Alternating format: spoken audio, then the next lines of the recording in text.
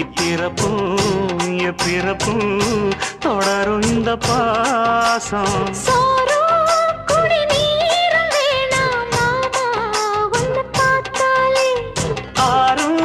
பசியாரும் தானாச மொழி கேட்டாலே ஒன்ன பிரிஞ்சிருக்க தன்னந்தனிச்சிருக்க அம்மம்மாடி அப்பப்பாடி என் மனசு ஒத்துக்காது. செந்தூர பாண்டிக்கோரு சோடி கிளி கூட